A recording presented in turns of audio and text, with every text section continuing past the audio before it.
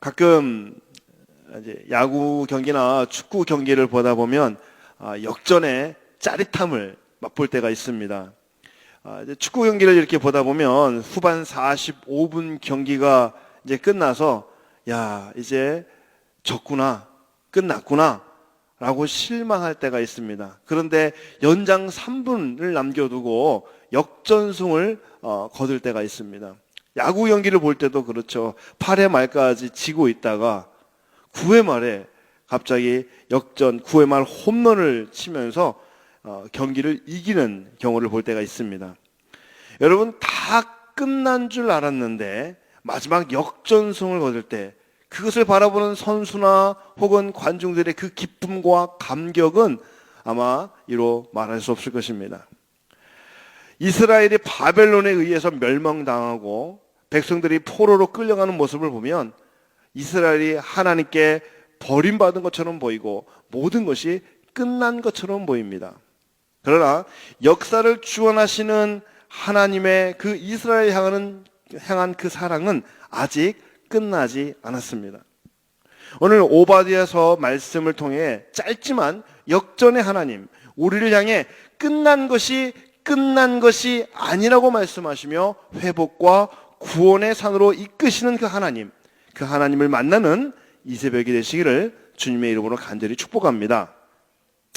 여러분, 우리가 오바댜서를 묵상할 기회가 많지 않기 때문에 오늘 말씀을 보기 전에 우리 오바댜서의 배경을 먼저 보면서 우리가 좀 더 이해를 가졌으면 좋겠습니다.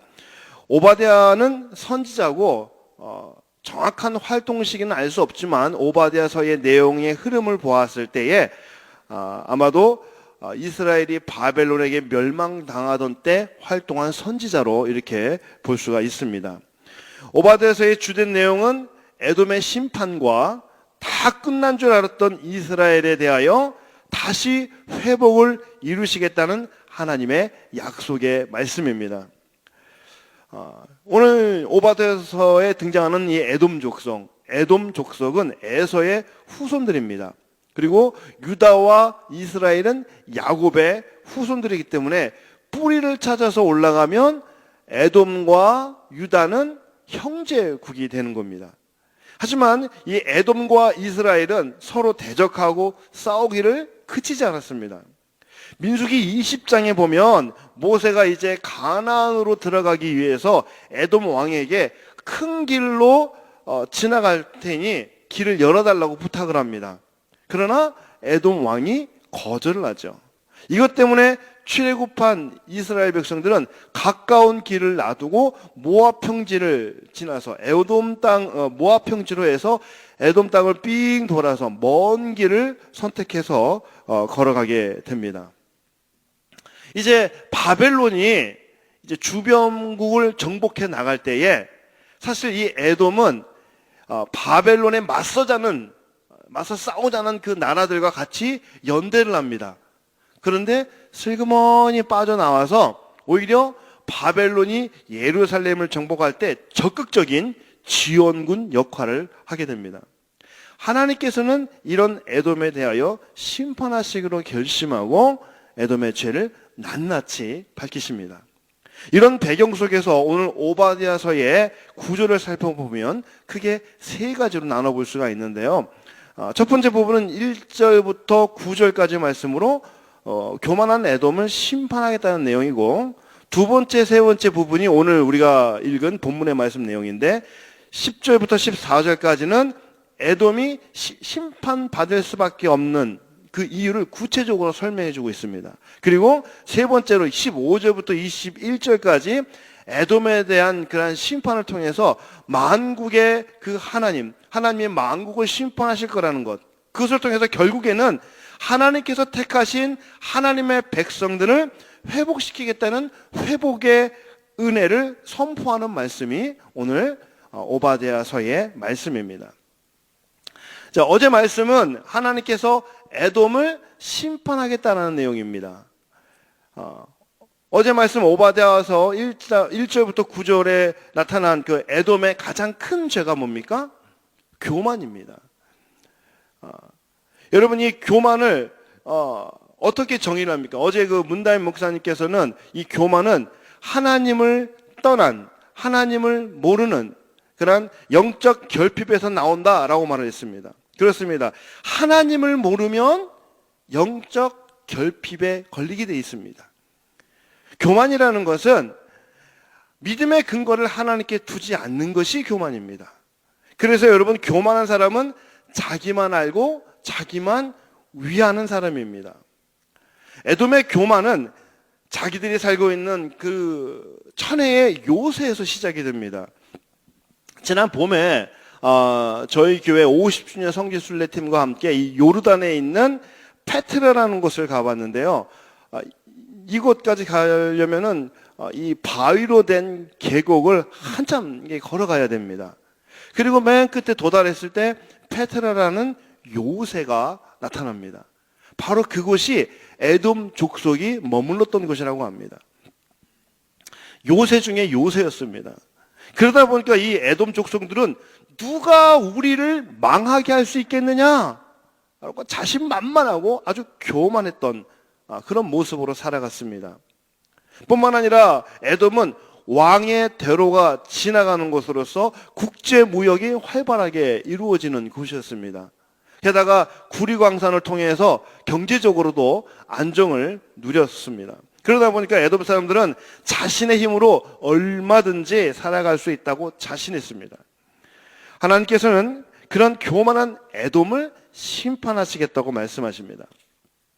오늘 본문 11절부터 14절 말씀은 왜 에돔이 하나님께 심판을 받게 되는지 좀 더 구체적인 이유를 설명해 주고 있습니다. 본문에서 에돔이 이스라엘에게 행한 포악한 행동들을 쭉 설명해 주고 있는데요. 12절을 보시면 형제의 날, 재앙의 날, 유다 자손이 패망하던 날, 고난의 날, 13절 보면 내 백성이 환난을 당한 날, 이렇게 여러 날이 나오는데 결국 이 날들은 이방인들이 예루살렘을 짓밟고 약탈과 폭력을 했던 그 날을 말합니다. 바로 이날 에돔도 이 포악한 행동에 동참을 합니다. 에돔의 죄를 설명할 때 우리가 지금 여러분이 가지고 있는 개역 한글 성경을 보면 성경 원문과 조금 표현이 다르게 나와 있는데요. 우리가 가진 성경에는 뭐뭐하지 아니하며 뭐뭐하지 않을 것이며 이렇게 이제 번역이 되어 있어요. 그런데 성경 원문대로 하면 뭐뭐하지 않았어야 했다라고 번역이 됩니다. 그래서 12절부터 14절 말씀을 새 번역 성경으로 제가 다시 한번 읽어드리겠습니다. 나의 백성이 패망하던 그날 너는 내 백성의 성문 안으로 들어가지 않았어야 했다. 나의 백성이 패망하던 그날 너만은 그 재앙을 보며 방관하지 않았어야 했다.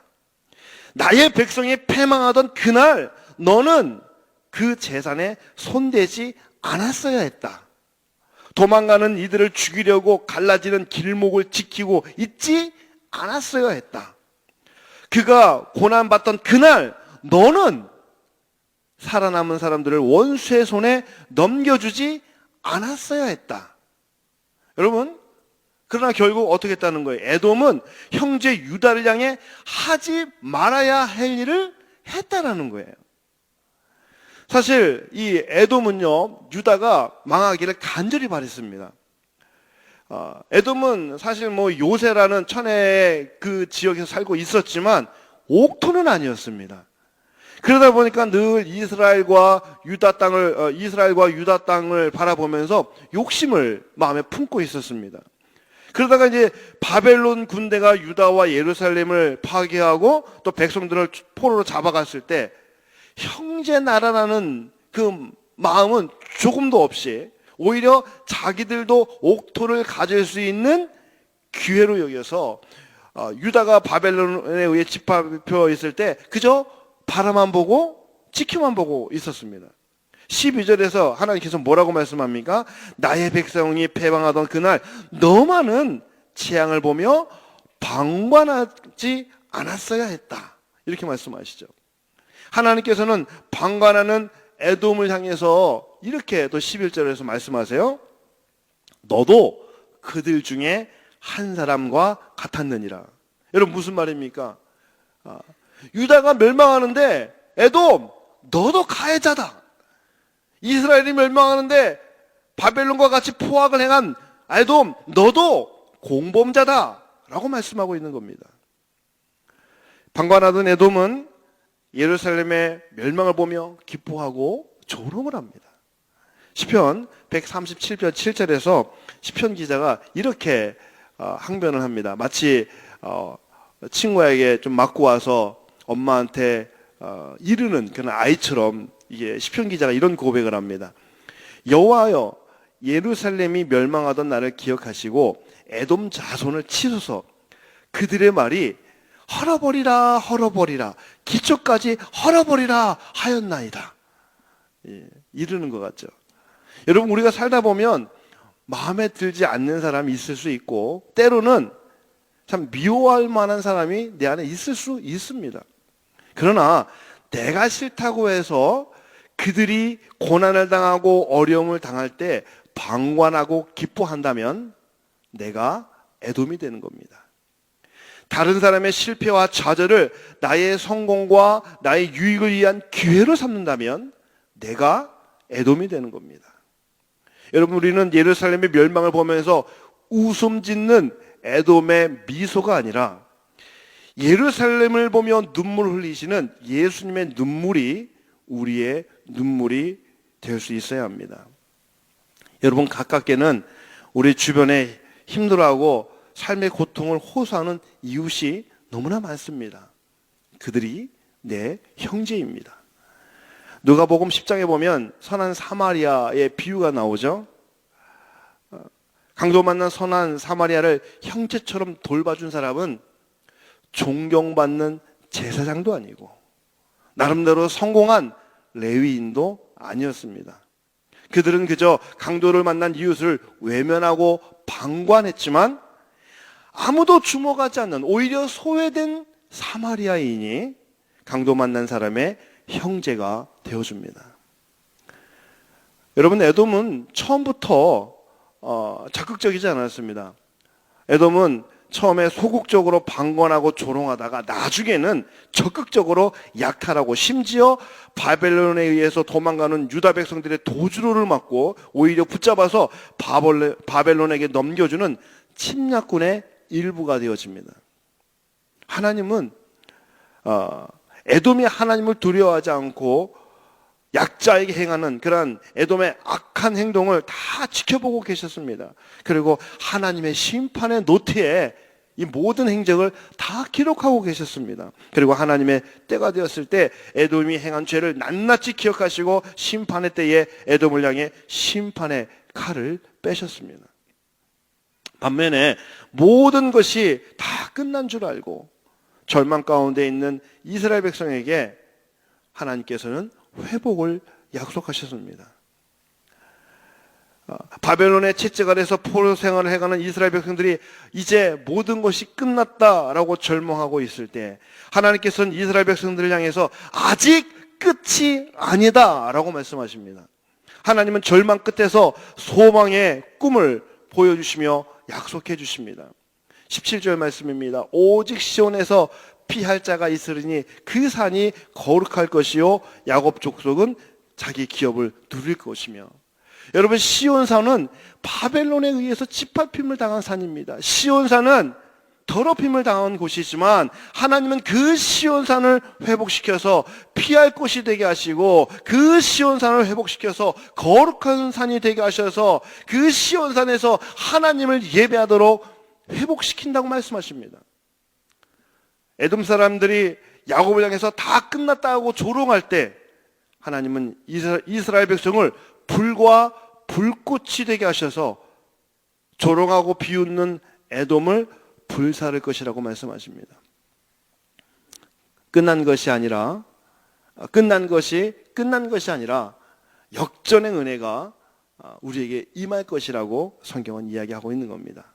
오늘 본문은 하나님께서 우리에게 회복의 은혜를 더해 주시겠다라는 귀한 말씀입니다. 지금은 하나님 품에 계시는 한 장로님의 이야기입니다. 장로님이 미국에 오셔서 큰 사업을 하셨습니다. 호텔 사업을 하면서 호텔에 날로 번창을 했습니다. 그 지역에 상당히 많은 부를 갖게 되었고 정말 호텔은 너무너무나 잘 됐습니다. 새로운 호텔을 매입도 했습니다. 그러는 가운데 교회 건축위원장으로서 열심히 교회 건축에 온 힘을 다했습니다. 바쁜 일정이지만 교회 건축에 온 힘을 다했습니다. 그런데 누군가에게 속아서 이 장로님이 사기를 당하게 돼요. 그래서 사업이 그렇게 잘 됐던 사업을 하루아침에 잃게 됩니다. 그 사업장은 다 잃게 됩니다. 사람들은 말합니다. 아니 교회 장로인데, 아니 교회 건축일까지 그렇게 열심히 해서 왜 그런 일을 당하느냐. 오히려 그런 일을 하면 하나님께 축복받아야 되지 않느냐. 그렇게 교회에서 헌신하고 교회 건축까지 하면 더 많은 복, 더 많은 사업을 이뤄야 되지 않느냐. 그런데 사기로 인해서 모든 것을 잃게 되었습니다. 장로님이 버지니아에 올 때 손에 쥔 돈은 5만 불이라는 돈을, 그 많은 데 수백만 불을 다 잃고 본인 손에 쥐어진 돈은 5만 불이었습니다. 5만 불을 손에 들고 버지니아로 이사를 오면서 휴게소에서 앉아서 아내와 함께 기도합니다. 하나님, 여기가 끝입니까? 하나님, 여기가 끝입니까? 아내와 함께, 권사님과 함께 눈물로 기도하고 이제 버지니아로 내려왔습니다. 사람들은 말합니다. 당신은 끝이야. 근데 하나님 말합니다. 아직 끝이 아니다. 하나님께서 장로님을 축복하셨고 또 새로운 사업의 길을 열게 하셨습니다. 여러분, 오바댜서의 맨 끝은 나라가 여호와께 속했다라고 말씀이 마무리가 됩니다. 이 말은 하나님께서 나라를 다스리시며 역사의 주인이 되시고 하나님만이 온 땅의 주권자가 되신다라는 말씀입니다. 그래서 오바댜서의 결론은 하나님이 이 땅의 주인이 되시고 우리 인생의 주인이 되시고 역사의 주관자가 되시고 내 삶의 주관자가 되신다라는 말씀입니다. 사랑하는 성도 여러분, 삶이 무너져 내려 있는 어떤 그 삶이 무너져서 깊은 절망 가운데 있습니까? 답이 없고 앞이 보이지 않아서 여기가 끝이구나 하는 생각이 드십니까? 아무리 몸부림쳐도 도저히 회복될 것 같지 않습니까? 오늘 이 새벽 우리의 삶의 주관자 되시는 하나님 앞에, 그 예수님 앞에 나오시기를 바랍니다. 비록 하나님이 침묵하고 계시는 것 같지만, 비록 하나님이 너무 더딘 것 같지만, 하나님은 오늘도 우리를 회복시키기 위해 오늘도 일하고 계십니다. 하나님은 오늘도 우리를 찾아와 절망 중에 희망을 주시고 실패와 낙심 중에 꿈과 소망을 주십니다. 그리고 이 새벽에 오늘 하나님 저와 여러분에게 이렇게 말씀하십니다. 아직 끝나지 않았다. 기도하겠습니다.